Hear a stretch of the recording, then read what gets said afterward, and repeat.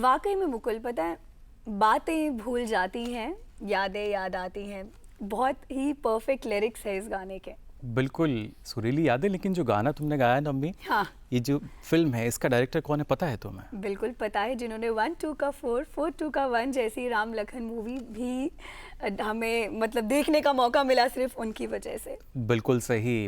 पहले हीरो यानी बतौर एक्टर बॉलीवुड में आने वाले और फिर 1976 में कालीचरण फिल्म से निर्देशन में उतरने वाले, जिन्होंने परदेस, ताल, खलनायक जैसी कई ऐसी अच्छी फिल्में हैं जिनका निर्देशन किया। बिल्कुल कह सकते हैं the show man of Bollywood, the one and only mister Subhash घाई। एंड खुशी की बात यह है कि अब दूरदर्शन पे भी वो कुछ नया लेकर आने वाले हैं और इसी से रिलेटेड उनकी बातचीत हुई हमारे एंकर डॉक्टर प्रवीण तिवारी जी से। तो आइए उनकी बातचीत पर एक नज़र डालते हैं। रोग का नहीं है इलाज दुनिया में और कोई, तो गाओ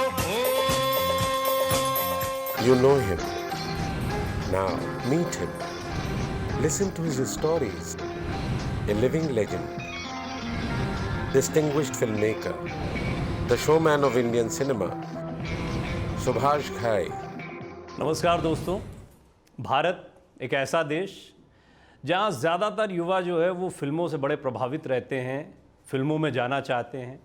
और मेरी जनरेशन के वो जो 30-40 के पार हैं, उनके लिए गॉड फिगर है, एक ऐसी शख्सियत जो फिल्मों के लिहाज से बहुत रूहानी या भगवान की तरह दिखाई देती है। वो मेरे साथ मौजूद हो तो मैं कितना उत्साहित हूँ। Most popular writer-director Subhash Ghai, who made a record of 12 blockbusters, evergreen classics in mainstream cinema. A versatile writer-director who experimented in his journey with maximum genres of cinema. Sir, सबसे पहले मैं आपका बहुत बहुत स्वागत करता हूँ। बहुत बहुत धन्यवाद। एक समय था कि सुभाष घई साहब ने जो फिल्म बना दी, जिसको लॉन्च कर दिया, वो तो स्टार बनने वाला और हुआ भी ऐसा ही। इसके बाद में अब हम देख रहे हैं कि टेलीविज़न के ज़रिए आपकी एक नई शुरुआत होने जा रही है। तो लोगों में बहुत उत्साह है कि क्या सुभाष घई साहब कुछ बहुत नया करने वाले हैं, क्या सोच रहे हैं, किस तरीके से वो अपनी इस चीज़ को रखेंगे और जो पुरानी पूरी सोच चली आ रही है उसको कंटिन्यू करेंगे, वो थोड़ा सा बताएं। कितनी जिम्मेदारी की बात की आपने कि सुभाष जी जो नया टेलीविज़न शो ला रहे हैं उसमें कुछ नई सोच है या नई बात है, ये हमें देखनी है। यानी कि ये कितनी बड़ी चुनौती है और इसी चुनौतियों से ही मैं पैदा हुआ, बड़ा हुआ, सिनेमा में गया, फिल्मों में सीखा और आज तक चुनौतियाँ जैसे आप दे रहे हैं वैसे ही मैं भुगतता रहा हूँ। चुनौतियों को पाने के लिए मैं भरसक प्रयत्न करता रहा हूँ। उसके लिए जो एक चीज़ बहुत आवश्यक होती है किसी भी इंसान के लिए, चाहे वो स्टूडेंट हो या तरक्की करने वाला हो या तरक्की कर चुका हो, वो ये है कि उसके अंदर एक विद्यार्थी का होना बहुत ज़रूरी है। मैं आज भी विद्यार्थी हूँ, आप रूहानी कहें या भगवानी कहें या कुछ भी कहें, आज भी मुझे उतना ही एग्ज़ाम देना है कि अगर जानकी आएगी हमारा शो तो वो लोगों को क्या देगी। सुभाष जी जो कहेंगे वो तो ठीक है, सुभाष जी को तो टाइटल तक देखेंगे, बाद में तो वो नाटक देखेंगे, वो विषय देखेंगे। तो ये एग्ज़ामिनेशन जो है मुझे हमेशा फेस करना पड़ता है और हर एक को फेस करना पड़ता है जो भी कंटेंट बनाता है, फिल्म बनाता है या शो बनाता है जी। तो जहाँ तक मैं जानकी की बात कर रहा हूँ, टेलीविज़न शो की, फिल्में तो मैंने बहुत बनाई हैं और मैं नाट्यशास्त्र से बिलोंग करता हूँ, थिएटर से बिलोंग करता हूँ, जहाँ पर हम जीवन के प्रतिबिंब को स्क्रीन पर दिखाते हैं। अब स्क्रीन बड़ी हो या छोटी हो, लेकिन दिखाते तो जीवन को और समाज की समस्याओं को, समाज के इश्यूज़ को ही हैं। तो ये एक बहुत इम्पॉर्टेंट बात है कि जब हम छोटी स्क्रीन पर दिखाते हैं, जैसे OTT हो गया या टेलीविज़न हो गया या दूरदर्शन हो गया, तो उसमें जो देखने वाली ऑडियंस है, जो व्यूअर्स हैं, वो कौन से वर्ग के हैं। इसी कि क्या मैं भैंस के सामने बीन तो नहीं बजा रहा, अगर मैं बीन या मैं क्लासिकल सॉन्ग उनके सामने तो नहीं बजा रहा जो नहीं समझ आ रहे, समझ में नहीं आता। Am I trying to sing opera in front of अपने जाट फोक के साथ, हैं जाट भाइयों के साथ बैठ के मैं ओपेरा अगर गाना शुरू करूँगा तो कैसा लगेगा। तो ये एक राइटर का, डायरेक्टर का, प्रोड्यूसर का ये फ़र्ज़ होता है कि जिस फॉर्मेट में उसको काम दिया जाए उसके अंतर्गत ही कितने कुशलता से और कितने इफ़ेक्टिव तरीके से अपनी कहानी को बता सकते हैं। मेन मुद्दा जो होता है वो कहानी का होता है, चाहे सिनेमा का हो चाहे टेलीविज़न का हो, और जो दर्शक हैं उनको लुभाने का, समझाने का और उनके अंदर फीलिंग लाने का एक बहुत जिम्मेदारी रहती है। जानकी का जब हम लोगों ने प्रोजेक्ट लिया तो हमें प्रसार भारती और दूरदर्शन ने कहा कि सुभाष जी, हम चाहते हैं कि आप भी हमारे लिए, भारतीयों के लिए, दूरदर्शन के माध्यम से एक अच्छा टेलीविज़न सीरियल बनाइए। तो मुझे ये लगा कि ये मेरी कर्तव्य है कि मैं उन लोगों तक भी पहुंचूं जो दूरदर्शन के दर्शक हैं। लेकिन मैं जब पहुंचूंगा तो मुझसे एक अपेक्षा भी करेंगे कि क्वालिटी होगी, सब्जेक्ट अच्छा होगा, कैरेक्टर्स अच्छे होंगे। तो फिर मेरा जो एक स्कूल है, विस्लिंग वुड्स फिल्म स्कूल है बॉम्बे में, उसमें बहुत से छात्र पढ़ते हैं, फिल्म मेकिंग में हैं, राइटिंग में हैं, डायरेक्शन में हैं। उनके द्वारा मेरी एक बहुत अच्छी टीम है। तो मैंने उन्हें समझाया कि देखो, मैं आपको एक अच्छी कहानी देता हूँ, अब कहानी की व्याख्या आपको टेलीविज़न में, सीरीज़ में, डेली शो में करनी है। और मैं आज आपको दावे से कह सकता हूँ कि उन्होंने इतना अच्छा काम किया है, इतना अच्छा काम किया है कि आप जानकी जब देखेंगे तो आपकी तबीयत खुश हो जाएगी। आपको बेटी है। आप इस घर को छोड़कर जा सकते हैं। इस संतान के जन्म के बाद तेरे जीवन में तबाही लिखी है और वो तबाही होकर रहेगी।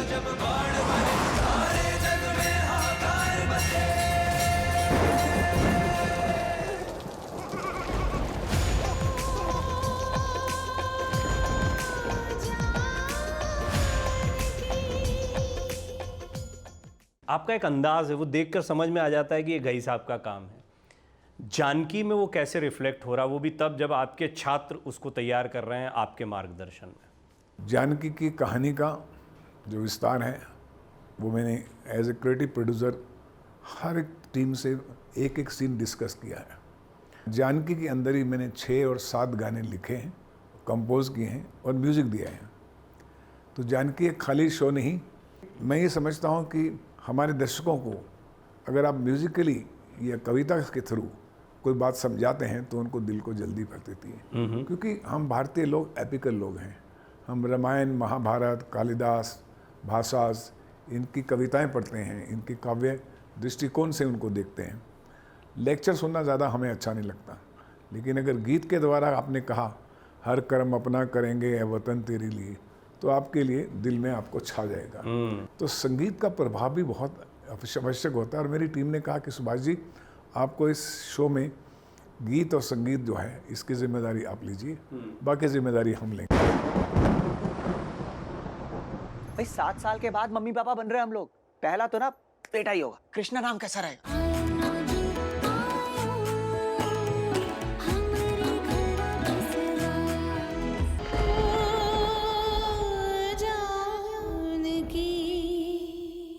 ये गीत पर आप आए और कर्मा के सॉन्ग को संस्कृत के जरिए, क्योंकि अभी तक हम देवी उपासना के लिए या मंत्रों के लिए इसका इस्तेमाल करते, पर आपका कोई सॉन्ग संस्कृत में आए, इसको कितना महत्वपूर्ण मानते हैं? कर्मा का जो एक गाना है, हर कर्म अपना करेंगे ए वतन तेरे लिए, ये गाना एक आइकॉनिक गाना बन गया है हर भारतीय के लिए, हर जवान के लिए, हर किसान के लिए। और मैं देखता हूँ कि ये गाना जो हर 15 अगस्त में और हर फेस्टिवल में सुनाई देता है और अच्छा लगता है आपके दिल को, एक देशभक्ति की भावना देता है। तो मैंने कहा कि क्यों ना इस 37वें साल में कर्मा फिल्म को एक ट्रिब्यूट दिया जाए और इस गाने को हम संस्कृत में, संस्कृत भाषा में गवाया जाए। तो मैंने कविता कृष्णमूर्ति जो ओरिजिनल सिंगर हैं उनको फ़ोन किया कि ऐसे मेरे विचार में कॉन्सेप्ट बना है, तो आप गाएंगी? तो उन्होंने फ़ौरन हाँ की कि ये बहुत बड़ी बात कर रहे हैं सुभाष जी, अगर आपने किया तो बहुत बड़ा ट्रिब्यूट होगा उस गाने को, तो मैं पूरा कोशिश करती हूँ।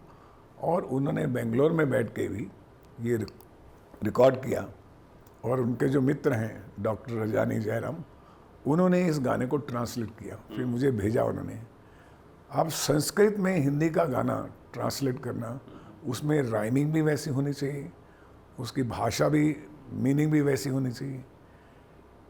और मुझे इतना अच्छा लगा कि जब उन्होंने किया और उन्होंने गाया, फिर हमारे म्यूज़िक स्कूल जो विस्लिंग वुड्स ने, उसके बच्चों ने मिलके, म्यूजिशियंस ने, सब ने ऑर्केस्ट्रेट किया उसको और 4.5 मिनट का एक गाना बनाया। मम कर्मस्त्वं मम धर्मस्त्वं तव सर्वोऽहं मम सर्वस्त्वं।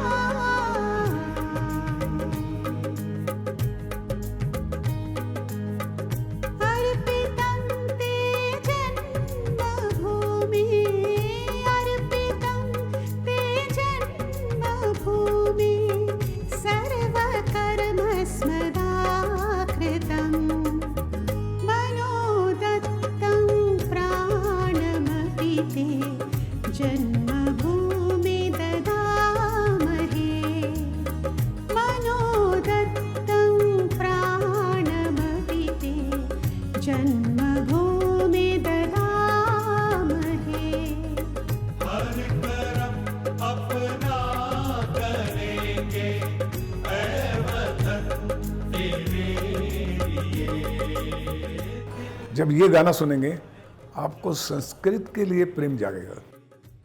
संस्कृत एक ऐसी भाषा है जो दुनिया की सब भाषाओं की मदर भाषा है और आने वाले फ्यूचर में 50 साल में ये हमारी भाषा होगी।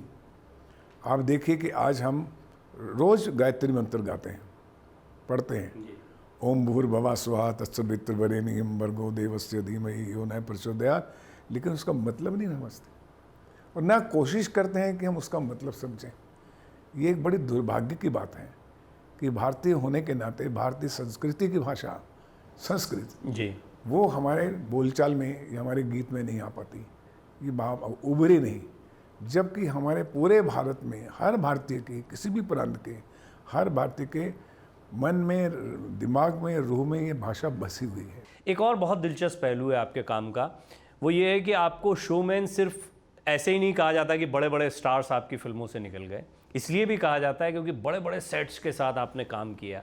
आप जब काम करते हैं तो वो पूरी जगह ही जो है वो अपने, या तो जगह का चुनाव आप ऐसा करते हैं या उसको कुछ ऐसा तब्दील कर देते हैं कि लोग उस भाव में चले जाते हैं। कर्मा से लेके जितने भी आपने सेट्स चुने या लोकेशंस चुनी, जानकी को लेकर भी क्या कुछ इस तरह की बातों को ध्यान में रखा गया कि उसमें शोमैन सुभाष घई भी दिखाई देंगे? ऐसा होता है, जब आप थिएटर में प्ले करते हैं तो थिएटर की अपनी लिमिटेशन होती है।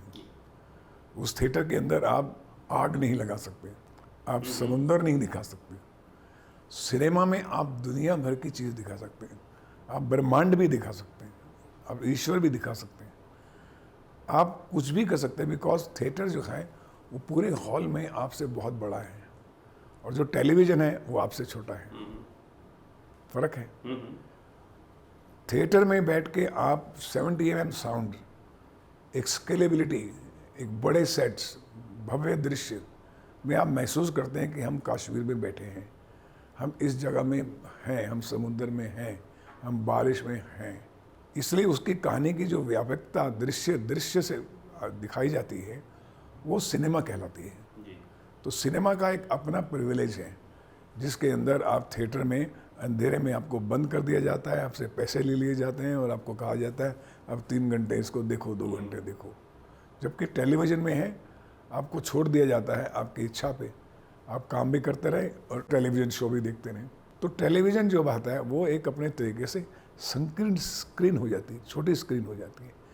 उसके अंतर्गत आपको उस फॉर्मेट में ही अपनी कहानी कहनी है और कहानी में जोर होना बहुत आवश्यक होता है।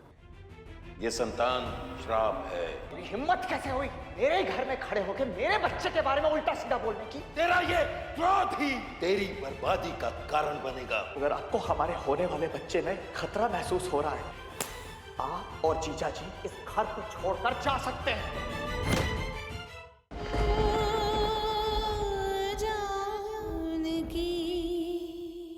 आप स्क्रिप्ट को बहुत अहमियत देते हैं, आज वो कहानी या वो कविता का इस्तेमाल, वो एस्थेटिक्स नहीं है सिनेमा में जो एक समय पर या आपके काम में देखने को मिलते। कुछ लोग अच्छा काम कर भी रहे हैं निश्चित तौर पर, लेकिन आपको क्या लगता है क्या कमी आई है आपके दौर से आज के दौर में, या कुछ कमी देखते हैं आप? मैं सिर्फ जो कमी देखता हूँ वो ये है कि जो कॉमर्स है ना, लक्ष्मी है, वो सरस्वती भी बहुत भारी पड़ रही है। तो अब ये होगी कि कॉमर्स को इतनी ज़रूरत है कि अगर 10 कहानियाँ चाहिए तो उसको अभी 100 कहानियाँ चाहिए। अब 100 कहानियों के तो जो होगा उसका फिर आहिस्ता आहिस्ता आहिस्ता जो स्टैंडर्ड है वो कम ही होता चला जाएगा। और जो बच्चे आ रहे हैं, जो टैलेंट आ रहे हैं, जिसके अंतर्गत director, writer, actor, music director, बहुत से लोग होते हैं जो कि क्रिएटिव फील्ड में होते हैं, उनकी कमी है। उसके लिए बहुत ज़रूरी है कि उनको साहित्य का, कला का ज्ञान हो, उनकी ट्रेनिंग हो, और उस दृष्टिकोण से, उस नॉलेज से वो आगे अपने टैलेंट को नर्चर करें। उनके लिए ट्रेनिंग, स्कूल, शिक्षा बहुत आवश्यक है। आप एक डॉक्टर को हॉस्पिटल में ऑपरेशन करने के लिए नहीं भेज सकते जब तक कि उसको पूरा ज्ञान शरीर के बारे में नहीं है। तो ये ज्ञान जो है, शुरू में उसकी जो नॉलेज है, वो बेसिक जो फाउंडेशन नॉलेज है वो बड़ी स्ट्रांग होनी चाहिए। जब जितनी स्ट्रांग होगी उतना अच्छा कंटेंट आएगा। कि एक मामूली अफसर थोड़े से ही दिनों के अंदर गाड़ी, बंगला, फ्रिज, टीवी ये सब कैसे हासिल कर सकता है? सबको मालूम है सर, मेरी लॉटरी निकली है, इसका मेरे पास सबूत है। आजकल सभी काले कारनामे करने वालों की ही लॉटरी निकलती है, बेचारी किसी गरीब की क्यों नहीं? तो आपके कहने का मतलब है कि इन सब काले कारनामों का बादशाह मैं हूं? बादशाह ना सही, लेकिन वो सिपाही जरूर हो जो निगरानी रखते वक्त अपनी आंखें बंद कर लेता है, जीवा और भीष्मर जैसे लोगों से दोस्ती करता है, उनके साथ धंधा करता है, केसरी बिलाती जैसे कैदियों से। भैया मत कहो मुझे। तुम हो कौन? Who are you? मैंने पूछा है कौन हो तुम? तुम मोंटी नहीं, ये झूठ है। हर सर चूड़ा की नौकरानी देख, गौर से देख, गौर से देख इस कुदरत के करिश्मे को। रवि वर्मा की शक्ल तो नहीं, लेकिन आत्मा वही है। नहीं नहीं नहीं माँ, ऐसा कभी नहीं हो सकता, कभी नहीं। मैं चोर हूँ, एक गुंडा हूँ, एक गुनहगार हूँ। मैं हर गुनाह कर सकता हूँ, लेकिन ये गुनाह कभी नहीं कर सकता। उसके प्रेम में कितनी पवित्रता है और मुझ में कितनी गंदगी है, गंदगी। वो मुझे किशन समझती है और मैं हूँ जागी दादा, जागी दादा। हम खैरात नहीं लेते वीर सिंह, हम तुम्हें मारेंगे और जरूर मारेंगे, लेकिन वो बंदूक भी हमारी होगी, गोली भी हमारी होगी और वक्त भी हमारा होगा। बंदूक तेरी, गोली भी तेरी, दिन तारीख भी तेरा, सुबह बोले सुबह, शाम का शाम। आवाज दे तू। पांडे जी, आप लोगों ने मुझे इतना मारा, मेरी नींदें हराम कर दी आप लोगों ने। तो मैंने सोचा कि आप लोगों की नींदें कैसे हराम करें। मुझे मौका मिला और मैंने आपको भाग जाने का चैलेंज दिया और आप उस चैलेंज में आ गए और 5 दिन तक काम पर लग गए। आप काम करते रहे और मैं सुनता रहा। अगर आप देखिए तो मैंने पूरे जीवन में 19 फिल्में बनाई, हमने 45 फिल्में प्रोड्यूस की, लेकिन पूरे जीवन में अगर मैं 300 फिल्में बनाता तो ये फिल्में नहीं बन सकती थी। अगर कॉमर्स में जाता मैं कि पैसा चाहिए, पैसा चाहिए, मैं कभी भी लक्ष्मी के पीछे नहीं। लक्ष्मी ने मेरे पे दया रखी कि बच्चा काम ठीक कर रहा है, इसको थोड़ा सा रखो।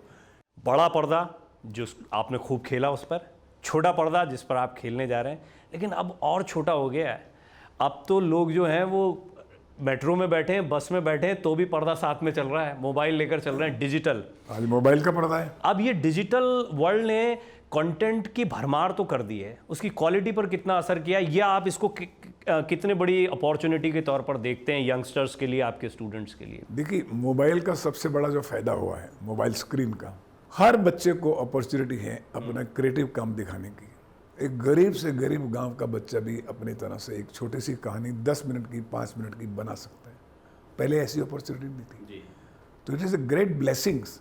ये वरदान है साइंस की तरफ से, ईश्वर की तरफ से, कि आप अपनी कहानी को और अपनी बात को, एक्सप्रेशन को कह सकते हैं 2 मिनट में, 5 मिनट में, 10 मिनट में, 20 मिनट में। और अगर होगा तो वायरल हो जाएगा, उसको मिलियंस लोग व्यूअर्स देखेंगे। तो मैं अपने भी कुछ सवाल पूछना चाहता हूँ जी, आपसे। पूछिए।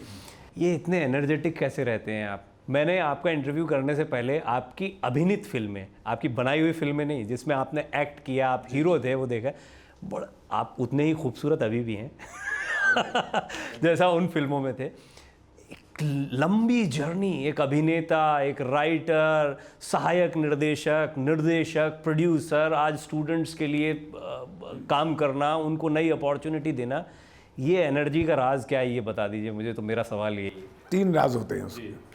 एक तो जो क्षण है, जो प्रेजेंट है, उसमें मैं जीता हूँ। पुराने को मैं गले नहीं लगाता, आगे की फ्यूचर को मैं परवाह नहीं करता, सोचता नहीं। अभी जो है वो एक्सेल, मैं आपके सामने इंटरव्यू दे रहा हूँ, अभी जो मुझे कहना है उसमें मैं इंटरेस्टेड हूँ and I am enjoying in giving interview to you. तो अगला पल जो मांगेगा उसको मैं पूरे एक्सीलेंस तरीके से करूँगा, ताकि कुछ भी है वो मेरा पूरा फोकस उस प्रेजेंट पर रहना चाहिए। बच्चों को मैं समझाऊँगा, ना फ्यूचर की परवाह कीजिए, भय रखिए, ना अतीत के ऊपर जाइए। फिल्में बना दी हैं वो भूल गए हम, जो आने वाली शो है, जो आने वाला काम है, उसे याद करना है। एक तो मैं उसमें बहुत बिलीव करता हूँ और अपने आप को हमेशा विद्यार्थी समझता हूँ। कभी मैंने मास्टर और अहंकार नहीं समझा मैंने कि भाई हर चीज़ नई खोज है आपकी। दूसरी बात, मैं अपनी सेहत का, योगा और मेडिटेशन में बहुत बिलीव करता हूँ। मैं 40 साल से लगातार योगा और मेडिटेशन करता हूँ। तीसरा पॉइंट ये है कि अपने आप को विद्यार्थी रखिए, सीखने की कोशिश कीजिए कि जो समाज में परिवर्तन हो रहा है। सेलिब्रिटी स्टेटस या अहम कोई सर पर चढ़ जाए कि हम ये बन गए, वो बन गए, इससे बच कर रहिए। सीखना का मतलब कि अभी आज क्या हो रहा है, आज समाज में कौन कौन सी चीज़ों की आवश्यकता है। जैसे जानकी की, आज बेटियों के एम्पावरमेंट की ज़रूरत है। आज हमारी चिंता है कि हम बेटी को जब पैदा होती है तो हमारा उदासी क्यों छा जाती है, एक आर्टिफिशियल स्माइल क्यों आती है, लक्ष्मी क्यों बोल देते हैं, लक्ष्मी आ गई, क्योंकि हम उसको पराया धन समझते हैं। बेटे के ऊपर जैसे गर्व हो जाते हैं, मुबारक हो, मिठाई बांटना शुरू कर देते हैं। ये बात बहुत गलत है। जबकि आने वाले समय के अंदर, क्योंकि जो नारी है, लड़की है, वो माँ है, वो आपकी क्रिएटर है। आपने जब जब उसको स्थान दिया है, एम्पावरमेंट दी है, उसने आपसे भी बढ़कर दिखाया। तो जानकी के अंदर यही दिखाया है कि वो लड़की को कैसे एक बेटी समझते हैं, बेटा नहीं समझते। और उसके बचपन से, जब से वो पैदा होती है, तब से उसको चुनौतियों का सामना करना पड़ता है। हर बार वो तूफान देखती है और हंस पड़ती है और स्माइल करती है, और सारे ख़ानदान को वो अचंभे में डाल देती है कि लड़की की आंतरिक शक्ति कितनी स्ट्रांग है। एक बेटी जो है वो बेटों से बढ़कर हो सकती है। ये है जानकी।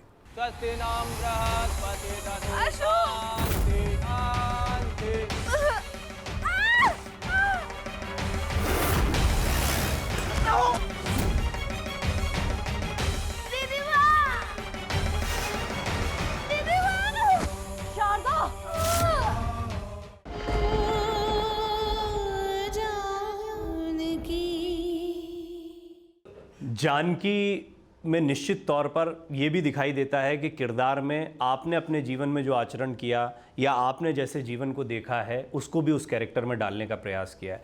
तो आप तमाम दर्शक, आप भी जब जानकी को देखेंगे तो आप समझ पाएंगे कि सुभाष घई साहब का जीवन भी कैसे एक किरदार में दिखाई देता है। कई फिल्मों में उन्होंने इस तरीके से अपनी बातों को रखा है। जानकी के लिए आपको ढेर सारी शुभकामनाएं, और इसी तरह से खूब काम करते रहें, आपका खूब काम जल्दी जल्दी देखने को मिले। आप तमाम दर्शकों का भी बहुत बहुत धन्यवाद हमें देखने के लिए।